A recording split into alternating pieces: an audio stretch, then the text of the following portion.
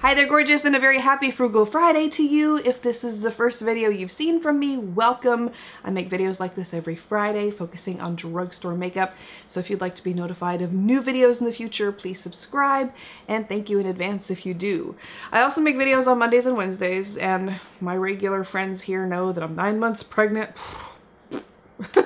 I'm over it. I'm just like waiting for him to come at this point. So I'm filming as I feel up to it, to be honest with you, because there's sometimes during the day when I usually work while my daughter is sleeping that I just started sleeping myself.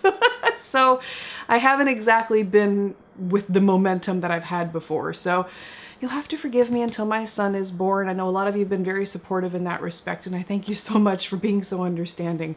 I'm just excited for him to get here at this point. Anyway, today I'm sharing a bunch of new stuff with you from Wet n Wild. I'll be talking about their new brush set for the holidays, a metallic palette they came out with, the 40 pan palette, had a lot of requests for this one, and a highlighting palette. And I'll show you everything up close with swatches, looks, and I'll give you a full review for each one. Are any of these worth getting or not? We'll start off talking about the 10-piece brush set that they came out with for the holidays. They typically come out with one of these sets each year. And usually if you hit the sales at the right time, you can get it for half off. Now it does retail for $30, but like I said, you can find it for $15, sometimes either on their website or in Walgreens. So with this set, we'll first talk, I'm just dropping everything here. The belly is so big that I can't navigate it anymore. Forget it.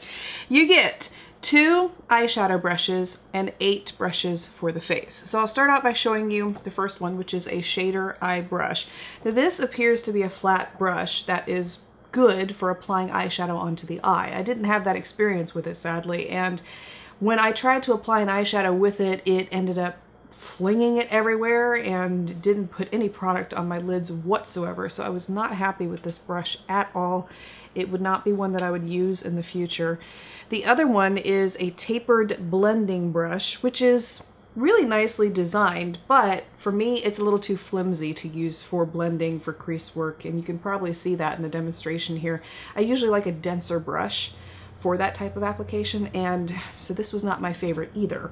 But the handle design of these is really pretty. They have crystals in here, so as you're using the brush, if you shake it, you can hear, put it right up to the mic there so maybe you can hear it, you can hear them moving around. So it's a really pretty looking brush, but let me talk about these a little bit further for you here. The next one I have to share with you is a contour brush. And this is a slim, flat brush that you would use to contour out the cheeks, and it does apply the product really well. It blends it into the skin nicely. I didn't have any trouble using this brush whatsoever, and I felt like the results were utterly flawless with it. The other thing I want to point out about these brushes is that they have a much shorter handle than a normal brush, and this is what I mean. See? It's not dramatically shorter, but it is much shorter by comparison. So I feel like they're a little easier to hold and a lot easier to manipulate when you are applying your makeup. Next brush I have to share with you is their flat foundation brush. Flat topped brush, usually used for stippling foundation into the skin. So I tried it out, and the very first time I used it, I was so disappointed in this brush. It shed so horribly all over my face. And I'm not talking about one hair. We're talking like 6 or 10 hairs that I had to sit there and pick off of my face. And even after I washed it and I used it again, same experience. It kept shedding worse and worse. Now I didn't have that experience with any of the other brushes that I'm sharing with you here, so this is an anomaly in that respect, but not happy with it. Despite how good it blended the foundation into the skin, it was so annoying having to sit there and pick hairs off of my face. So, Next brush is their large powder brush. Very fluffy, so incredibly soft, but it's like that tapered blending brush that I talked about before.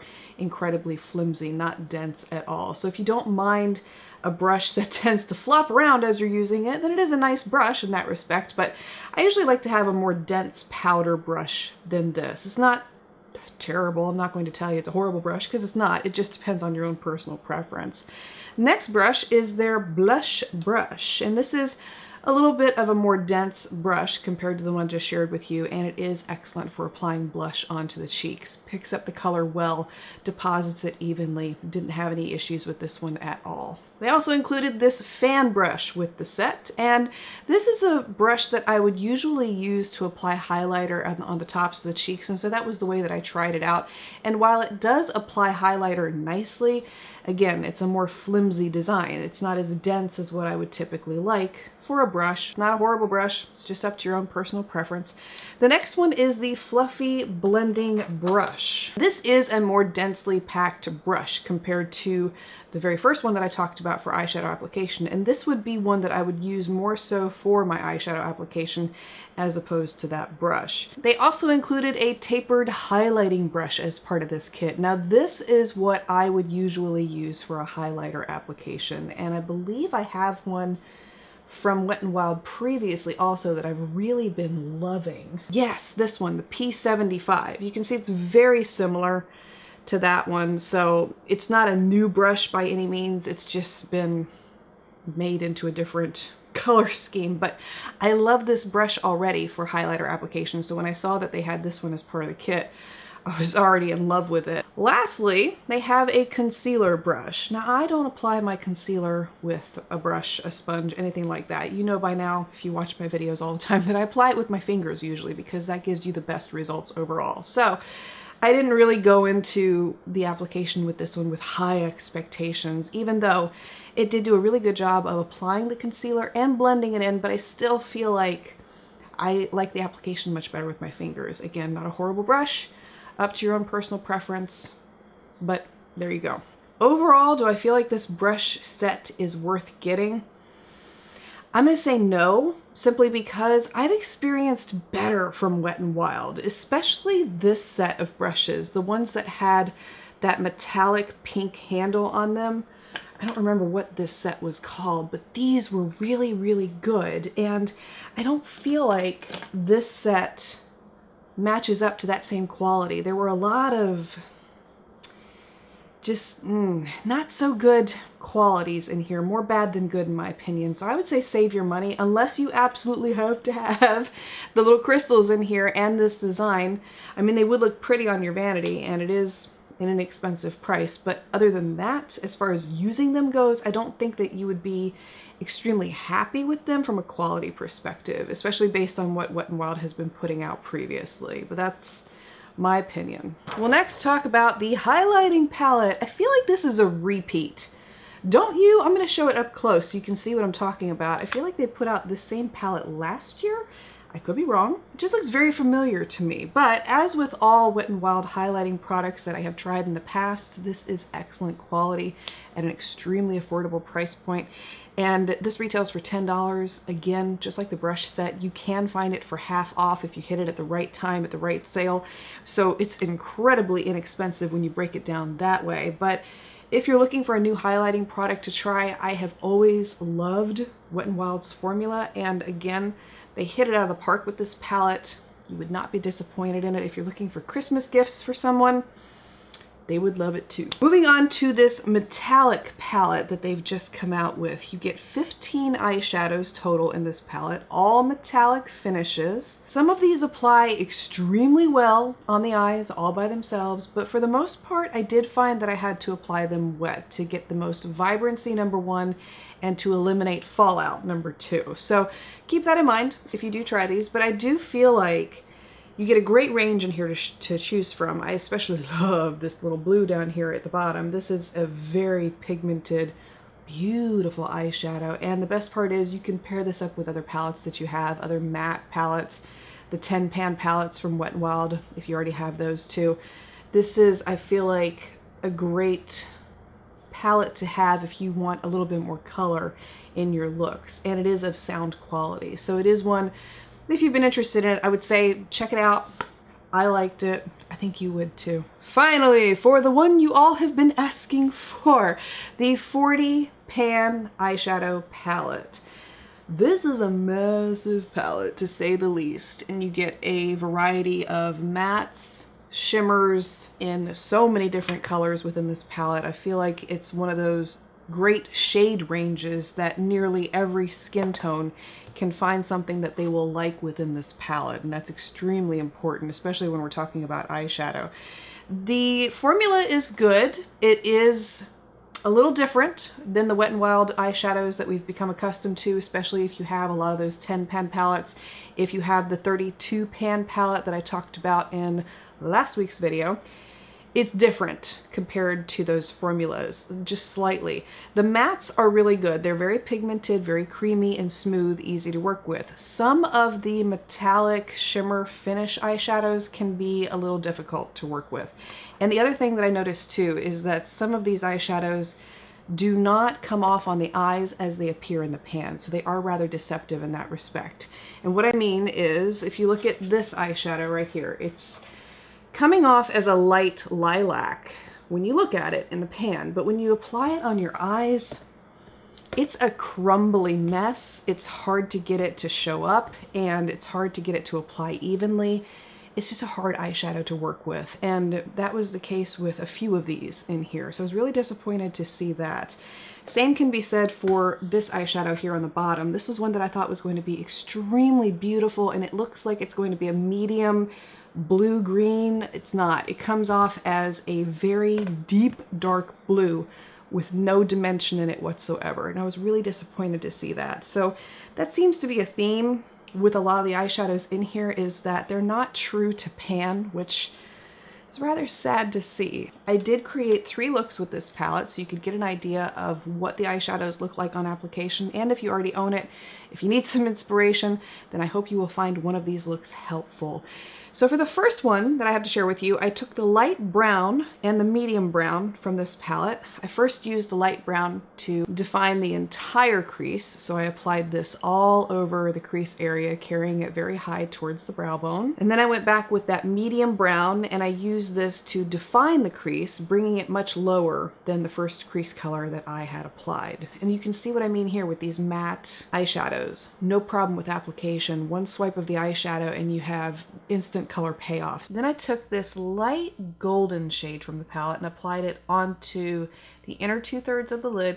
And this is one of those eyeshadows that I had mentioned earlier that was really hard to work with. It was very crumbly and it took a lot of layers to get this eyeshadow to apply evenly on the eye. And it may be coming across on camera, it may not, but it was just one of those that was really difficult to work with. Then I took this deep dark brown, applied it to the outer 1/3 of the lid and the outer V. Again, excellent color payoff. I didn't struggle with this eyeshadow whatsoever. If anything, I kept having to wipe the brush, get the excess off so that I didn't ruin the look by making it too dark, but I really love how that whole look came together. And if you're interested in the lipstick and lash combos that I'm wearing and any of the looks that I'm sharing with you here, I'll have all of those listed for you in the description box below if you are interested. For the next look, I took the dark brown and I used that to deepen and define the crease. Really easy to blend out these mattes, by the way. They don't leave any harsh edges or lines, which I really love to see in a matte formula. And then I took this light mauve from the palette and I used that to blend out the edges of that dark brown and carry this more towards the brow bone.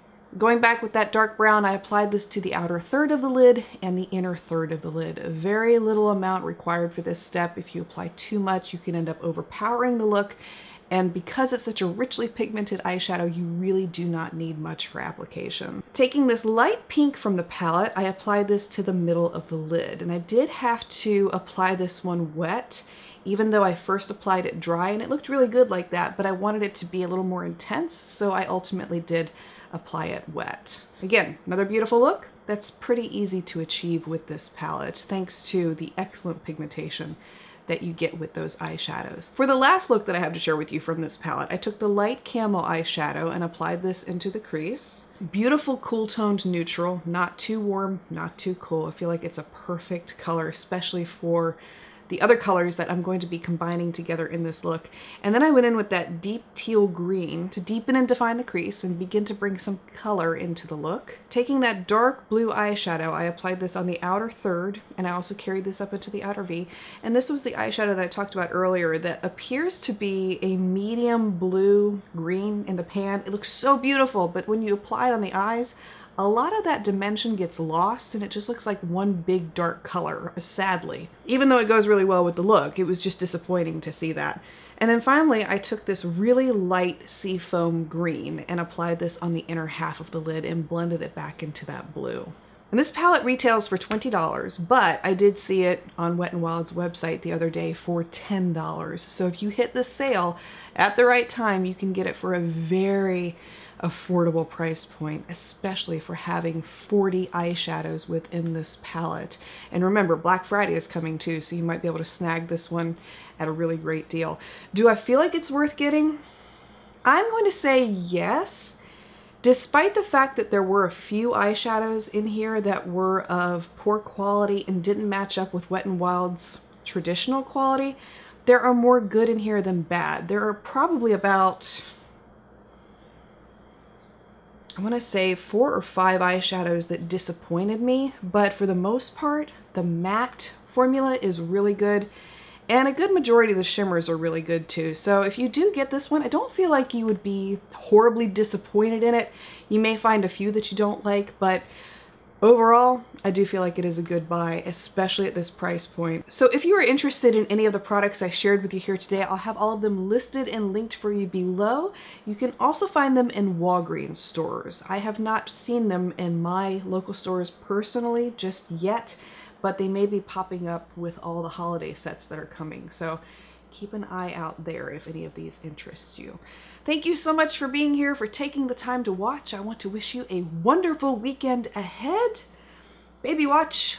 I will keep all of you informed. Don't worry. I would say hang out on my Twitter, my Instagram. Those will be the first places where I will announce the birth. So if you don't hear anything, he's still in there. But thank you again for being here, and I look forward to seeing you again very soon.